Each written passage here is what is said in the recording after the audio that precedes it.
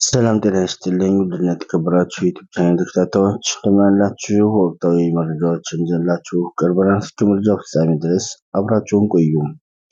አዋሽ ባንክ ከ200 በላይ ለሚሆኑ ወገኖች የበዓል መዋያ ድጋፍ ማድረጉን አስታውቋል።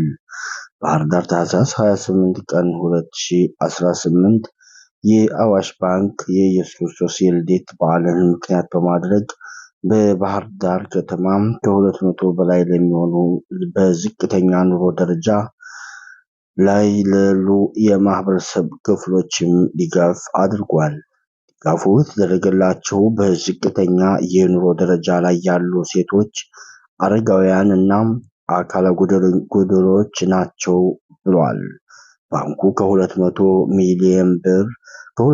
ሚሊዮን ብር በላይ ወጪ በማድረግ ለእያንዳንዳቸው 5 ሊትር የምግብ ዘይት፣ 25 ኪሎ ግራም የስንዴ ዱቄት እና 3000 ብር የገንዘብ ድጋፍ ነው ያደረገውም ሲል አስታውቋል። ግለሰቦቹ በተደረገላቸው ድጋፍ መደሰታቸውንና በዓሉን ከቤተሰቦቻቸው ጋር በፍቅር ሳይጨነቁ እንዲያሳልፉ ተደርጓል። ለተደረገላቸው ድጋፍ ምስጋናቸውን አቅርበዋል። በድጋፍ መርሃ ግብሩ ላይ የተገኙ በኢትዮጵያ ኦርቶዶክስ ተዋሕዶ ቤተክርስቲያን የባህር ዳር ሀገረ ስብከት ዋና ስራ አስኪያጅ መልክዓ ሰላም ኤፍሬም በሙሉ ዓለም በዓሉ የሰው ልጅ ከኃጢአት የዳነበት የደስታ መግለጫ በዓል ነው ሲሉ አስታውቀዋል።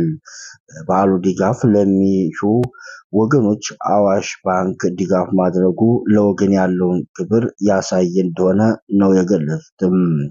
ችግረኞችን መርዳት ራስን መርዳት ነው፣ በሰማይም በምድርም ዋጋ ያለው ተግባር መሆኑን ተናግረዋል። ድጋፍ ላደረገው አካልም ከፍ ያለ ምስጋና አቅርበዋል። አዋሽ ባንክ ሰሜን ምዕራብ ጎጃም ዋና ዳይሬክተር የአዋሽ ባንክ ሰሜን ምዕራብ ሪጅን ዋና ዳይሬክተር መሰረት አምበሉ ባንኩ በማህበራዊ ኃላፊነቱን ለመወጣት ከፍተኛ ትኩረት ሰጥቶ እየሰራ ነው ብለዋል።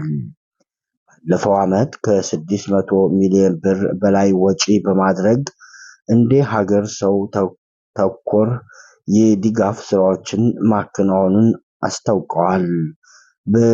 በበዓላት ወቅትም በተፈጥሮና ሰው ሰራሽ አደጋ ጉዳት ለደረሰባቸው ወገኖች ድጋፍ እንደሚያደርግም አንስተዋል። የኢየሱስ ክርስቶስ የልደት በዓል በክልሉ ከ3.8 ሚሊዮን ብር በላይ ወጪ በማድረግ በባህር ዳር፣ ጎንደር፣ እንጂባራና ደብረ ማርቆስ ከተሞች ድጋፍ አድርጓልም ብሏል። በባህር ዳር ከተማ ከ200 በላይ ወገኖች ከ2 ሚሊዮን ብር በላይ ወጪ በማድረግ ድጋፍ መደረጉን ገልጿል። ባንኩ ወደፊትም ድጋፉን በቁጥር እናም በተደራሽነት በማስፋት አጠናክሮ እንደሚቀጥልም ገልጿል።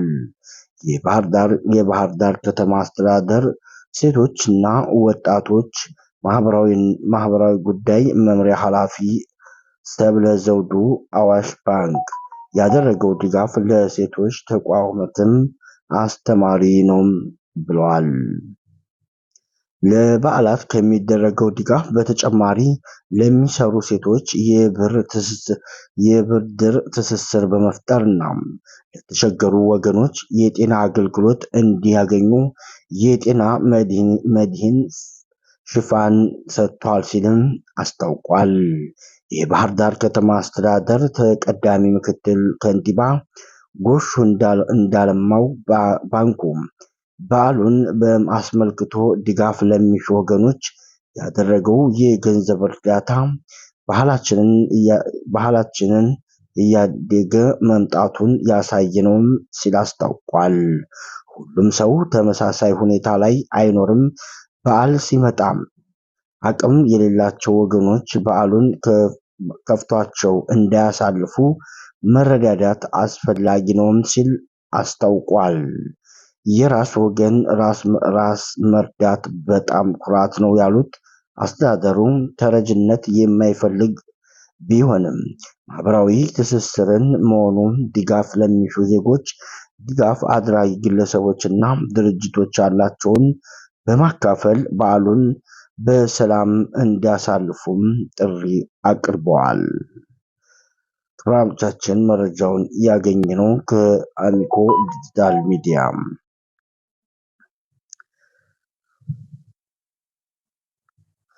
በሌላ ዜናም በክልሉ ለግብርና ሜካናይዜሽን ትኩረት ተሰጥቶ ይሰራ ነው ሲሉ አስታወቀም። ባህር ዳር ታህሳስ 28 ቀን 2018 የግብርናና ሜካናይዜሽን በዘመናዊ ቴክኖሎጂ የታገዘ የአመራረት ዘዴ መሆኑን ግብርናውን ለመለወጥ ከፍተኛ ሚናም ይጫወታል ሲሉም ገልጿል። መሬትን ከማረስ ጀምሮ ምርትን እስከ መሰብሰብ ድረስ የሚባክነውን ጊዜ፣ ጉልበትና ወጪ በመቀነስ ምርትን በጥራት ለማምረት ያስችላል ሲሉ አስታውቋል።